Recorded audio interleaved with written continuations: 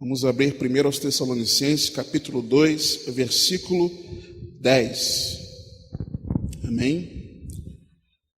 Primeiro aos Tessalonicenses 2, 10. E diz assim a poderosa palavra de Deus: Vós e Deus sois testemunhas de quão santa e justa e irrepreensivelmente nos ouvemos para convosco os que crestes. Amém? Só até aí, pode se assentar. Meus irmãos, nós temos estudado nessa série de aulas ensinamentos importantes a respeito daquilo que é o discipulado cristão, de como nós sermos verdadeiros discípulos de Cristo e habilitados por Ele, capacitados por Ele, para que nós também possamos levar pessoas a Cristo e ensinar a elas aquilo que o Senhor Jesus nos ordenou. Primeiro capítulo, nós vimos bastante sobre características dessa igreja em Tessalônica. Nós estudamos sobre como eles foram imitadores de Paulo, mas principalmente de Cristo, e que por conta disso, a forma como eles foram verdadeiros cristãos produziu que a fé deles fosse conhecida a outras pessoas, a outros povos, a outras cidades.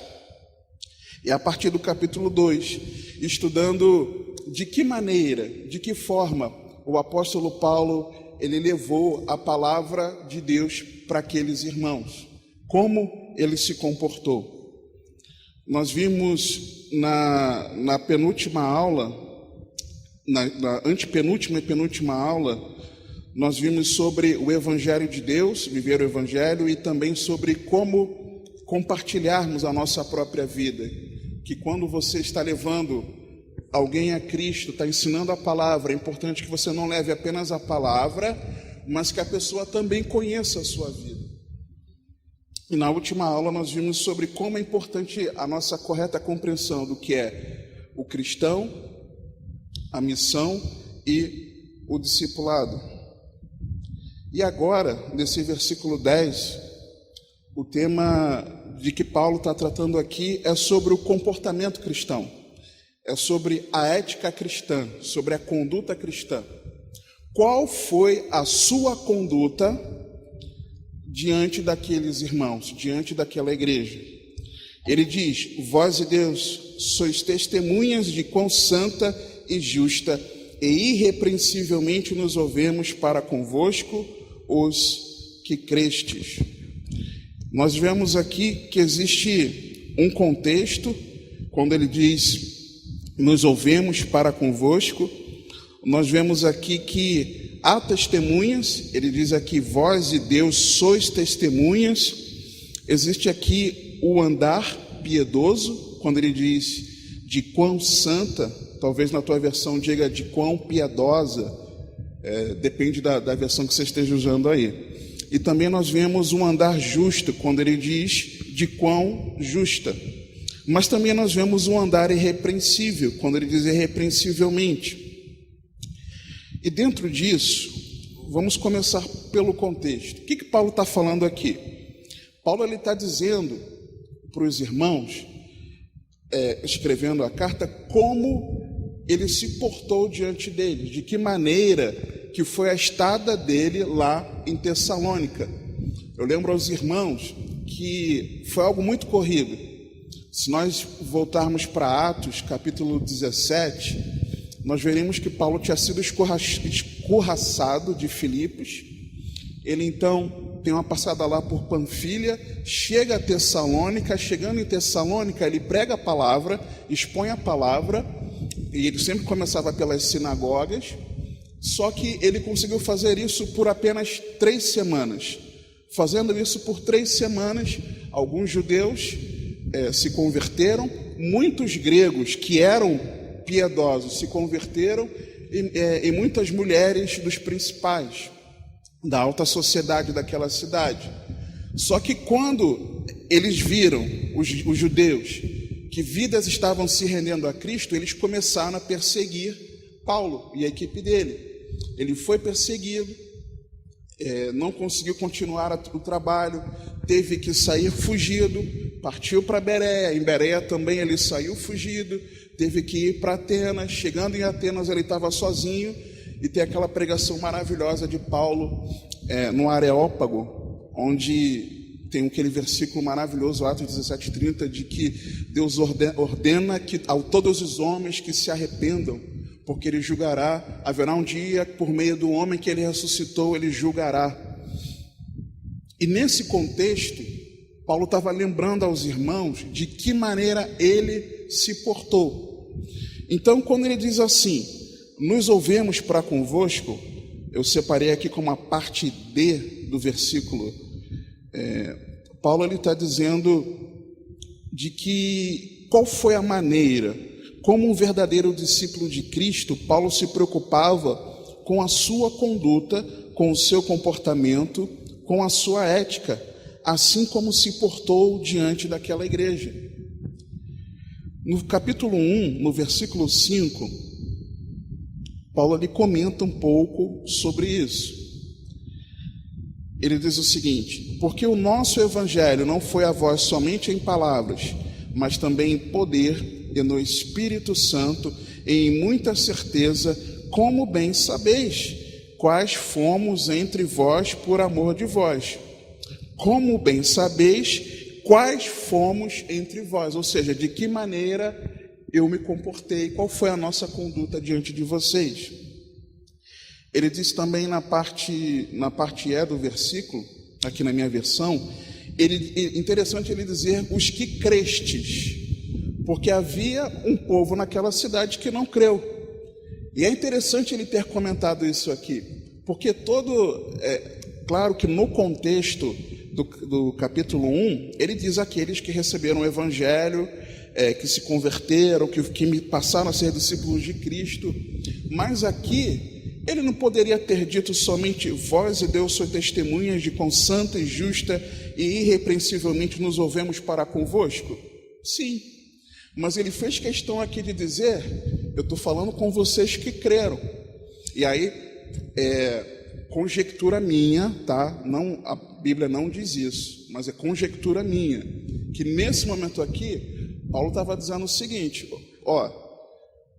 eu estou escrevendo para a igreja, mas eu sei que vão ter aqueles infiltrados que não creram, que também vão ouvir as palavras dessa carta quando a carta for lida. Porque não precisava aqui ele afirmar isso.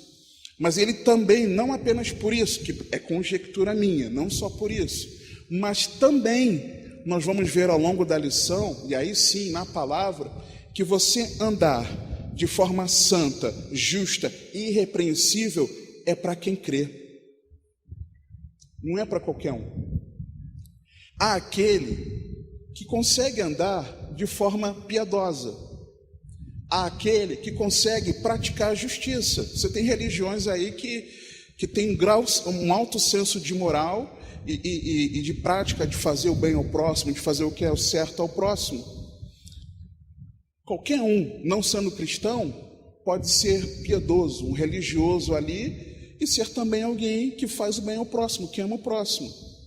Mas aqui ele estava falando com quem cria, com de verdade compreendeu o evangelho e rendeu a sua vida ao Senhor Jesus Cristo.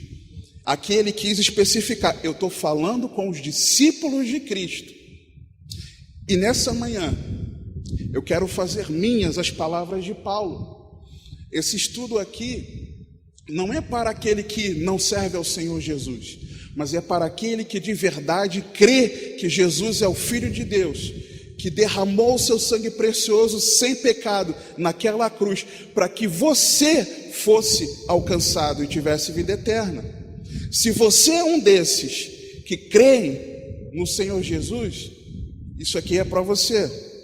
Então Paulo ele continua mostrando isso. Eu vejo, por exemplo, a conduta dele, de Paulo, na segunda carta aos Coríntios, capítulo 6, versículos 3 e 4. Essa preocupação da conduta dele não era apenas com a igreja em Tessalônica. Ele era assim, irmãos. Ele não estava preocupado em ter uma conduta ética só porque ele estava em Tessalônica, não. Por onde ele passava, ele era assim. E um exemplo disso, escrevendo aos Coríntios, na segunda carta, no capítulo 6, versículos 3 e 4, na verdade, versículo 4, parte A, né? Não dando nós escândalo em coisa alguma, para que o nosso ministério não seja censurado, antes como ministros de Deus, tornando-nos recomendáveis em tudo. E aí ele especifica em que tudo era aquilo. Ele tinha essa preocupação, não era apenas com os irmãos em Tessalônica. E aí, irmãos, Paulo tinha essa preocupação. Será que nós, como verdadeiros discípulos de Cristo, se somos discípulos de Cristo, será que nós devemos nos preocupar com que maneira nós devemos nos comportar em meio à sociedade, em meio à nossa família, em meio ao nosso trabalho, em meio à nossa igreja? Será que deveria ser uma preocupação minha e sua sabermos nos portar de forma digna do Evangelho? Será? Porque eu enxergo, irmãos, que nos dias atuais, eu falo por mim, irmãos, eu sou o exemplo, como eu dei mau testemunho, como eu dei péssimo testemunho, envergonhei o Evangelho por várias atitudes minhas, e não fui o servo de Deus que eu deveria ser, eu não fui o cristão que eu deveria ser, por vários locais, começando na minha família de origem, mãe, irmãos, passando pelo trabalho, passando por vizinhança, eu dei péssimo testemunho. E eu vejo, irmãos, que nós, e aí eu estou falando do bolo todo, nós, cristãos autoconfessos, aqueles que dizem que são de Cristo, se são ou não, Deus o sabe, mas aqueles que confessam, não sei se vocês lembram da primeira lição, de que a missão do discipulado ela está falhando no nosso país, porque apesar de nós termos uma crescente das estatísticas da quantidade de servos de Deus no Brasil, ditos servos de Deus no Brasil, na verdade a gente está envergonhando o nome do Senhor. Eu falo a gente porque eu estou colocando no bolo, estou generalizando agora. Porque, irmãos, pensa na nossa cidade. Eu vou abrir um parênteses aqui, que isso não te influencie no que você vai fazer depois que você sair da escola bíblica em relação ao seu dever cívico.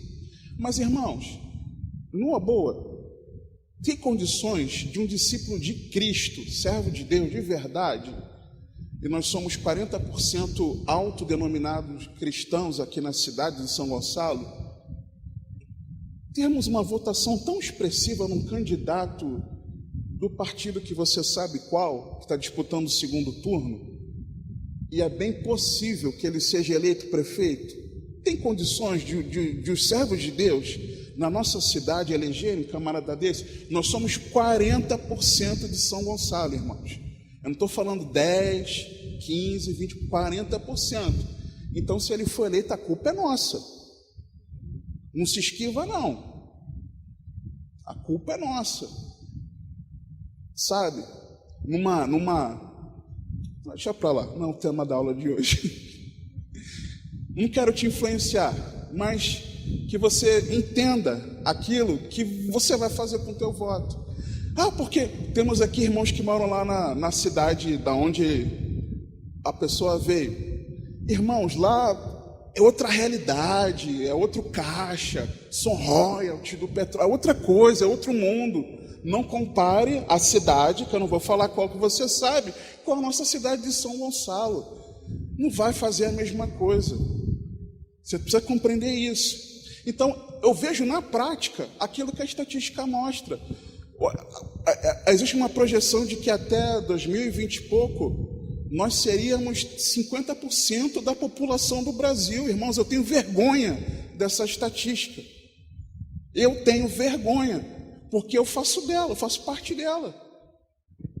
Se nós somos um número tão grande assim, por que a nossa cidade não é diferente? Por que o nosso estado não é diferente? Por que o nosso bairro não é diferente? Por que muitas vezes o nosso lar não é diferente, irmãos? Que dirá o Brasil? Você está entendendo? Então, tratar aqui de conduta cristã, de ética, de comportamento, é para você e eu, estou me incluindo para poder usar essa expressão, não se chateie, por favor, depois você briga comigo, para nós tomarmos vergonha na cara, irmãos. Porque nós precisamos dar bom testemunho e mostrarmos quem Jesus é. A ética, ela pode ser definida como o estudo crítico da moralidade. Consiste na análise da natureza humana, incluindo os padrões do certo e do errado, pelos quais sua conduta possa ser dirigida. É o conjunto de pensamentos, valores e medidas, com o fim de trazer conforto a uma comunidade ou sociedade, ou seja, é o fazer bem e o sentir-se bem. Vamos dizer assim, é o conjunto de regrinhas que fazem com que eu me dê bem com você, você se dê bem comigo. Eu me dê bem com o vizinho se dê bem comigo. E uns acaba se dando bem com o outro porque existe uma regra que vai mostrar como você deve se comportar. Isso é que é a ética. Em linhas gerais é isso. Só que essa questão de fazer o bem e você se sentir bem, você conhece alguém que nos ensinou algo maravilhoso no suprassumo do seu ensino, sobre o monte, declarando que, portanto, tudo que vós quereis que os homens vos façam, fazei-lhe também vós, porque esta é a lei e os profetas, Mateus 7,12. Jesus nos ensinava isso. Vocês precisam fazer aos outros aquilo que vocês querem que façam a você. O que Jesus estava falando aqui? Vocês precisam ser éticos. Vocês precisam ter uma conduta ilibada, um comportamento exemplar. É isso que Jesus está dizendo. Eu faço bem ao outro, o outro faz da forma como eu gostaria que o outro fizesse esse bem a mim. E Jesus aqui ele aprofundou o ensino, né, que o ensino no Antigo Testamento, a tradição, melhor dizendo, judaica era um pouco diferente. Jesus aqui já aprofundou. Em resumo, ética é na prática aquilo que você pensa e faz. Agora, às vezes nós confundimos o que é ética e o que é moral. Para a gente, ética é o senso de moralidade. Só que são coisas diferentes. Uma coisa é ética e outra coisa é moral. A ética é a ideia, é o pensamento. A moral, ela é normativa, é aquilo que faz com que a ética seja colocada em prática. É a ética por escrita, vamos dizer assim. É a moral normativa, posta em normas, documentos. É quando nós normatizamos o pensamento ético, possibilitando o fato. Descumprindo, você vai estar sendo antiético e imoral. Eu vou te dar um exemplo, alguns exemplos. Por exemplo, pastor Robson, muitas vezes durante o culto, você já ouviu ele falar, querido, o que ele fala em seguida? Desligue o celular. Qual é a ética? Seu celular é para tocar durante o culto? Sim ou não, igreja? Não. Essa é a ética. Qual é a moral? É você receber um aviso. É que aqui a gente não vai ter um quadro de aviso grande, gigante aqui. Tem igreja que coloca, né, no projetor, na hora da desligue o seu celular. É quando aquilo que está na ideia, no pensamento, é materializado para você, através de um aviso, através de um cartaz, através de algum material impresso, alguma coisa visual ou auditiva, te instruindo a fazer aquilo. Um outro exemplo. Cadê outro exemplo? Por exemplo, você na sua vizinhança, você gosta... Quem é que gosta de ouvir louvor bem alto dentro de casa? Só uma irmã levantou... a gente está falando de ética, irmãos, Amém. Eu gosto, irmãos, mas eu já fiz muita burrice nesse sentido, repelindo as pessoas. Por quê? Porque não é que eu não possa ouvir alto, Mas você ouvir muito alto é diferente de você ouvir alto. Você ouvir muito alto é quando a tua janela estremece e a do teu vizinho também. É quando o teu vizinho está lá ocupado. Tem gente que trabalha em casa. Eu, por exemplo, eu trabalho em casa. E de repente, eu sei que meu vizinho do lado, ele trabalha em casa também. E você saber disso e você, vou ouvir mesmo porque é para a glória de Deus. E você coloca lá no último volume. Eu já fiz muito isso, irmãos. Com N tipos de ritmos, N ritmos diferentes. Pop, rock e por aí vai. Funk gospel não, que isso não existe, isso é praga do inferno. Mas qualquer sorte, e você, ali um instrumental alto, pesado, as vozes. Você imagina? E detalhe, eu sou do camarada que quando eu cismo com uma música, eu ouço ela repetidas vezes. Aí você imagina, você está ouvindo aquela música, se dentro de casa o teu familiar já fica incomodado, imagina o teu vizinho. Mas você diz assim, mas tá durante o dia, a regra geral é que a partir das 10 horas é que você não pode ter o volume alto. Tem até uma legislação que delimita quantos decibéis você pode usar. Mas qual é a ética? É você saber que você não pode incomodar o descanso do seu vizinho, por exemplo, no fim de semana, durante a noite. Qual é a moral? É quando, se você mora num condomínio, por exemplo, você tem uma regra do condomínio que estipula o volume e os horários que você pode ouvir o teu louvor alto, por exemplo. É quando você sabe que existe uma legislação que delimita o quanto de volume nós podemos ter aqui. Aqui, por exemplo, no galpão, nós não podemos sair colocando o volume estridente a toda porque nós queremos, porque é para a glória de Deus. Existe uma legislação que coloca a norma, não em nós, mas em todo mundo que faz isso, que ouve sua música por aí. Outro exemplo, digamos, você também no seu condomínio, ou no seu trabalho, né? Às vezes você tem a vaga de estacionamento. Qual é a moral disso? Qual é a ética? Aquilo que está na ideia, na concepção ainda. É você saber que todo morador, todo apartamento, ou toda casa do condomínio, precisa, com exceção aí de como a casa foi vendida ou não, o apartamento, que pelo menos o camarada, o vizinho, tem direito a ter uma vaga no teu estacionamento, ali do condomínio, ou teu colega de trabalho. Qual é a regra? Qual é a moral disso? Aquilo escrito? É você saber que existe uma regra dentro do condomínio. Vou dar um exemplo aqui muito feio, irmãos, mas é para você entender, fixar isso. Um exemplo, um banheiro coletivo, né, talvez público. Você sabe que você precisa, depois que você faz as suas necessidades, qual é a ética? É você dar descarga, independente do que for. Qual é a moral? É você precisar ter um cartaz escrito ali, dê a descarga no sanitário depois de usar. Então, essa é a diferença. E quando nós infringimos aquilo que não tem uma norma escrita, que não foi avisada, nós estamos sendo antiéticos. Quando existe algo escrito, normatizado ali, você sabe, porque já te avisaram, já te explicaram a regra, você está sendo imoral. Está sendo contra a moral. É feio, mas é o nome, é imoral. Você está sendo antiético e imoral. Você sabe o que você tem que fazer pelo Espírito Santo que habita dentro de você.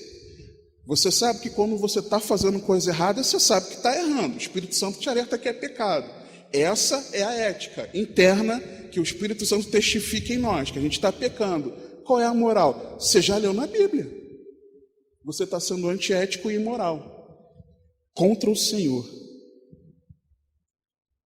E aí, irmãos, nós precisamos entender que a sociedade ela está assim. A sociedade tem caminhado assim. Por exemplo, algumas visões sobre ética.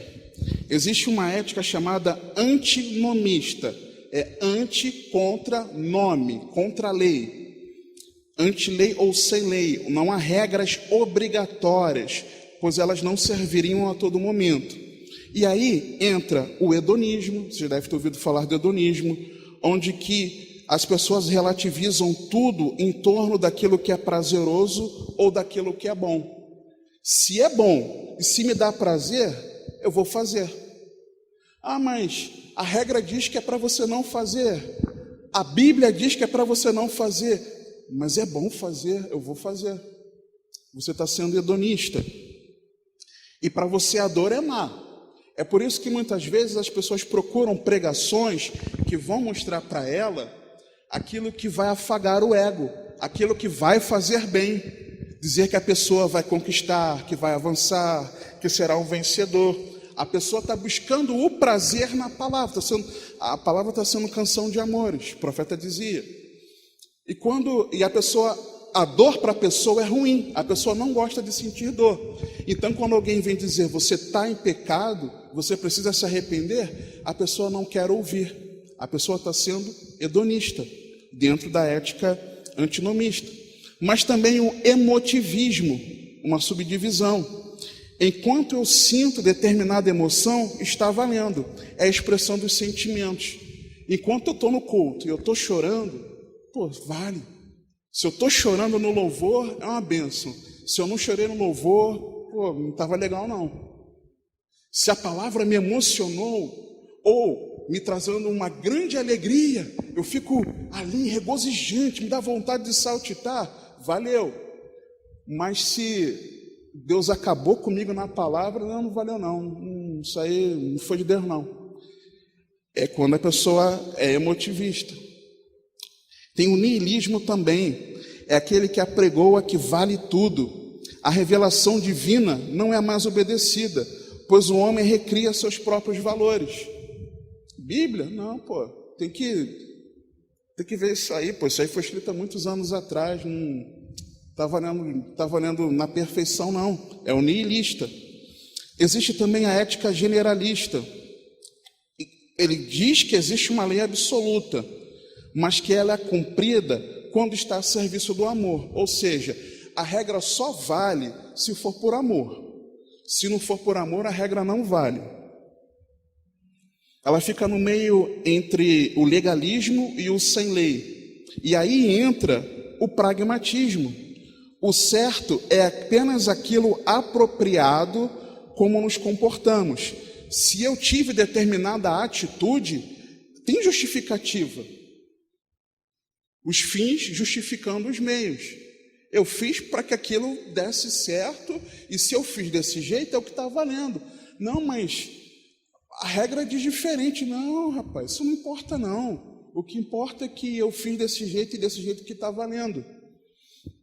O relativismo, tudo aquilo que é relativo, e uma opinião é tão boa quanto a outra, admite diferentes meios simultâneos. Todos os caminhos levam a Deus. Todas as religiões salvam. Não importa a atitude que um ou outro tiver, no final vai dar tudo certo. E existe o positivismo. Os valores são resultados de uma forma voluntária não racional. É quando a pessoa é muito impulsiva, toma as atitudes de forma impulsiva, né? Puxa, vamos para o Japão? Vamos agora! Vamos comprar passagem, vamos, está na promoção Black Friday agora, essa semana, e a pessoa não para pensar em uma série de coisas, que talvez o Japão não esteja recebendo pessoas por causa dessa crise sanitária, que ela vai precisar de hospedagem, que ela vai precisar de visto. É a pessoa que toma atitude assim. Tem a ética situacionista. Depende da situação, cada caso é um caso. Vai se encaixando aí, irmãos, que em algum lugar a gente vai se encaixar nisso aqui. Não foge, não. Em algum momento você vai se encaixar aqui, em uma ou mais. A ética absolutista traz a ideia da coisa já preparada, absolutamente certa, que traz uma motivação de apenas segui-la. Não, se está dizendo que vamos fazer. Eu interpretei desse jeito, está interpretado e vamos embora, já tá definido que é assim.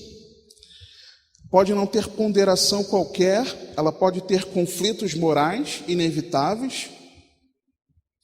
E aí eu não quis dar exemplos aqui, mas a Bíblia traz alguns exemplos disso, porque isso gera polêmica. E para explicar ia precisar de tempo e a gente precisa... Mas só você se lembrar, por exemplo, do caso das parteiras no Egito, por exemplo, o caso de Raabe, alguns casos onde você talvez colocasse a ética daquelas pessoas ali em dúvida. Ou ela pode ser também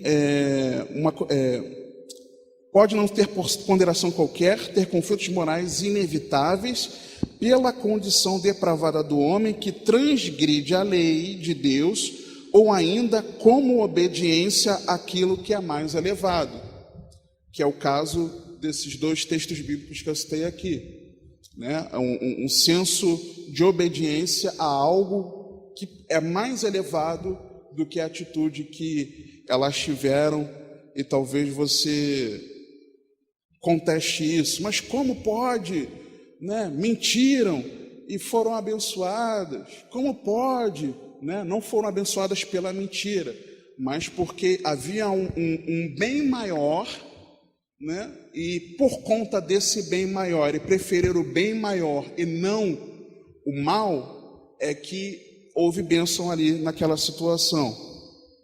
Agora, e a ética cristã? Você deve ter se encaixado em algum momento aqui, espero. Essa é a nossa expectativa, porque eu me encaixei em vários aqui, irmãos, em vários momentos da minha vida. Se você não... A ética cristã é a soma de princípios que formam e dão sentido à vida cristã normal. É a marca registrada de cada cristão. O que o crente pensa e faz. Só que aí, a ciência, ela diz, dentro dessa questão da ética, que existe 3 poderes na dinâmica da mente. Tudo passa pela mente, irmãos. Tudo passa por aquilo que você processa e você define se é certo ou errado de você fazer. Tudo passa pela sua mente. Tudo começa aqui. Ele diz que existem 3 poderes nessa dinâmica da mente.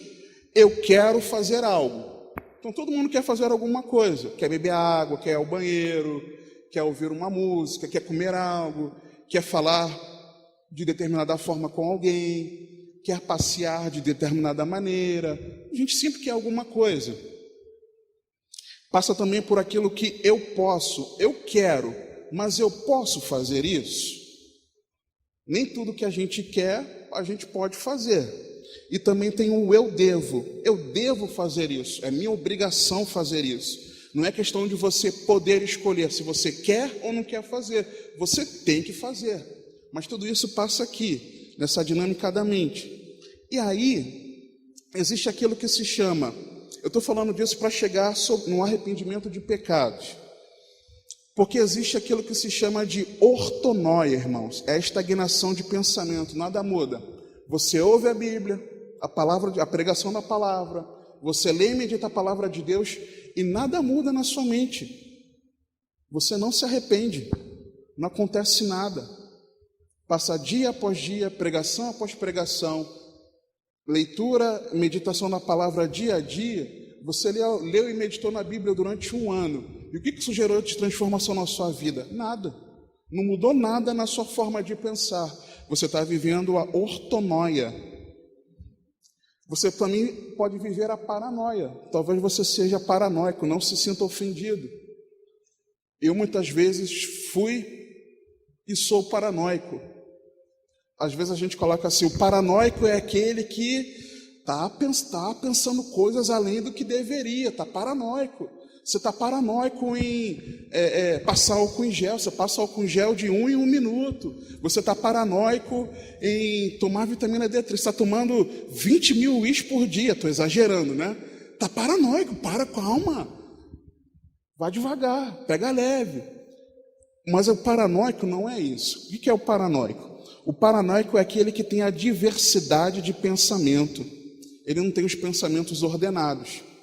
Ou seja, ele ouve a palavra de Deus, tem hora que aquilo gera mudança, ele coloca em prática. mas tem dia que ele não quer viver a palavra de Deus. Ele sabe o que tem que fazer. Em alguns momentos, gerou transformação. Por quê? Porque ele colocou em prática. Mas em outros momentos, não. Ele está paranoico. O pensamento toda hora muda. Fica cocheando entre dois senhores. Fica cocheando entre dois pensamentos. Tiago nos diz isso. Carta de Tiago. É quando a palavra de Deus, numa hora para você, te bota lá em cima. E no outro momento, você não está nem aí para ela. É quando você prezar pelas coisas de Deus, isso, sabe, te remoe se você não ora, se você não medita na palavra, se você não jejua, se você não está na comunhão com os irmãos, se você não louva, isso te corrói se você não faz essa prática piedosa. Nós vamos ver mais à frente, se o Senhor permitir. Mas tem outros momentos que o teu pensamento não está nem aí para isso, irmãos. Isso já aconteceu contigo? Isso já aconteceu comigo. Muito prazer, você já foi paranoico. Mas tem a metanoia, irmãos. A metanoia é a transformação de pensamento em conversão cristã genuína, mediante o arrependimento de pecados. Quando você lê na palavra de Deus arrependimento, arrependa-se, quando o autor escreve ali, ele está escrevendo metanoia, transforme a sua mente, muda o seu pensamento. E nós, como servos de Deus, precisamos viver essa metanoia, essa transformação no nosso entendimento pelo poder da palavra. A palavra de Deus precisa transformar a maneira como você enxerga a vida e aquilo que você faz. Irmãos, se a palavra de Deus não está transformando o nosso modo de pensar, nós estamos muito errados. Nós precisamos clamar urgentemente ao Senhor, irmãos, porque a palavra de Deus, ela transforma, ela produz em nós arrependimento. Se você não tem se arrependido dos seus pecados, se você continua agindo da forma errada e você não consegue compreender que você precisa mudar a tua mente, você precisa se converter. Essa é que é a realidade. Eu preciso me converter. É a transformação do caráter, irmãos. É quando o nosso caráter, que é quando o nosso temperamento, a reação, a ótica, o experimentar do mundo vai sendo lapidado, burilado, aperfeiçoado com as circunstâncias que nós vamos vivendo e onde nós estamos inseridos, e na repetição dessas atitudes, daquilo que nós pensamos, fazemos, sentimos, falamos, o nosso caráter vai sendo formado. Uma pessoa que é marrenta, nasceu marrenta, tem criança que nasce marrenta, por exemplo. Se os pais não orientarem a criança que ela precisa ser gentil, ceder a vez para o próximo, perdoar, abrir mão, essa criança, ela vai crescer e vai ser desenvolvido nela um bom ou um mau caráter? Um mau caráter.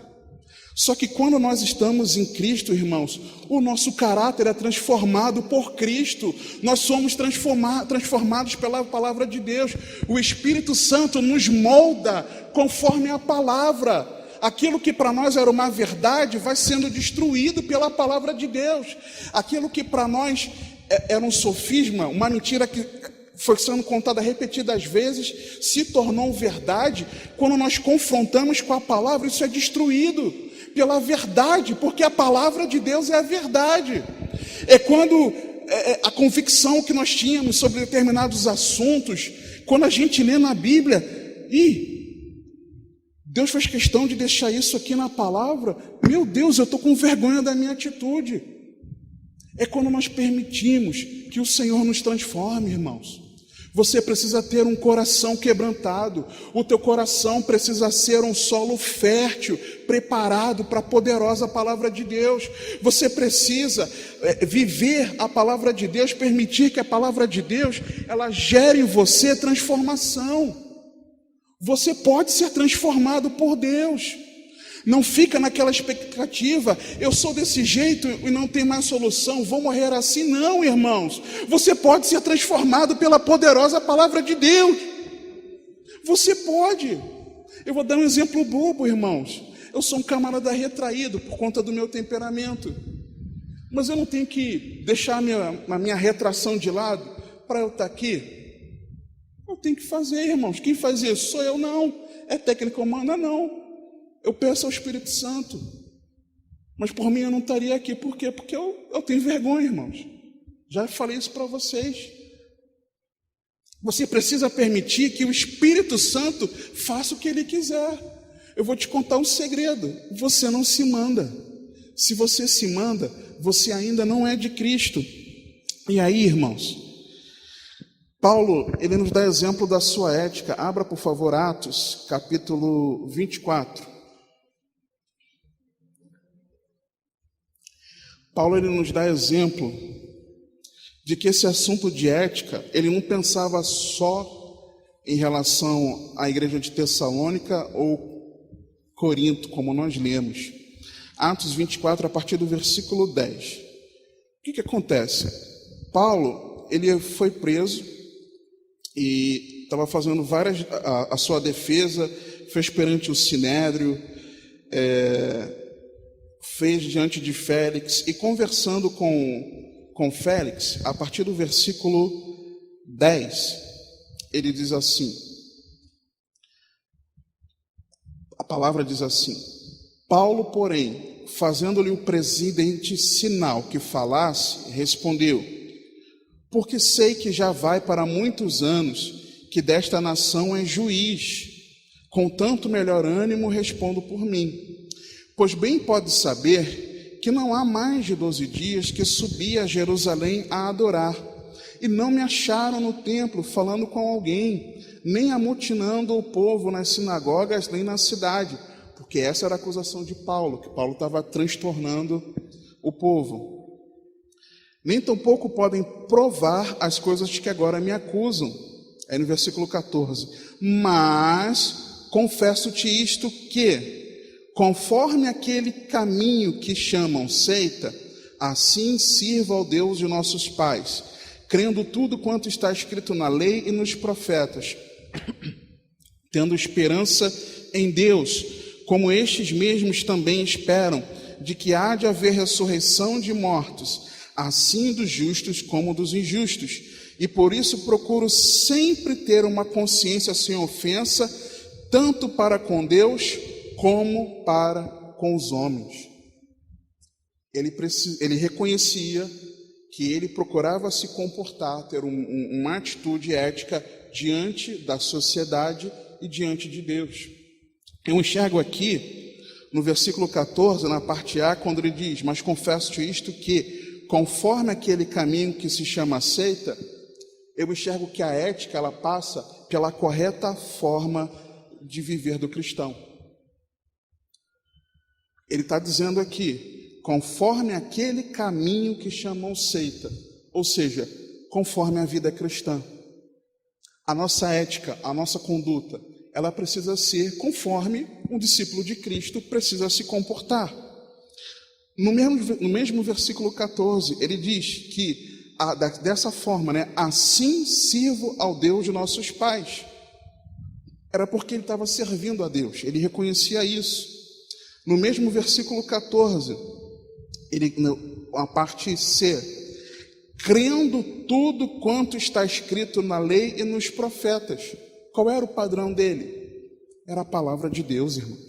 Você está entendendo? Por isso que ele podia dizer: olha, eu me portei diante de vocês dessa forma. Paulo era ético. Paulo procurava ser um verdadeiro discípulo de Cristo no caminho, procurava viver para Deus, servir a Deus, e ele procurava fazer segundo a palavra. Só que no versículo 5, por que ele fazia dessa forma? Tendo esperança em Deus, versículo 15, parte A. Por que você e eu devemos ter um comportamento correto, adequado, a conduta de um cristão, a ética cristã? Porque a nossa cidade é celestial, irmãos. Nós temos uma vida eterna diante de nós que já começa aqui, num relacionamento nosso com o Senhor. É porque a eternidade foi concedida a mim e a você, e a expectativa da vida eterna precisa produzir em mim e você um posicionamento de um verdadeiro cristão. É o que Paulo está dizendo aqui. E ele continua, né? Que isso era diante de Deus e diante dos homens.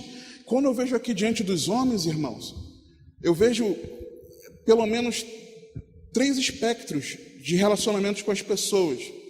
Relacionamento com aquele que está hierarquicamente te conduzindo, alguém que você esteja em submissão, você está sendo liderado por essa pessoa, você precisa ser ético com essa pessoa, seja com teu pai, com teu chefe, com o líder, com o responsável, com seu pastor, aquele com quem você coopera, não é? Com quem você não está nem liderando e nem sendo liderado, você precisa cooperar com essa pessoa, e aquele que você também está coordenando, aquele que no momento você está liderando.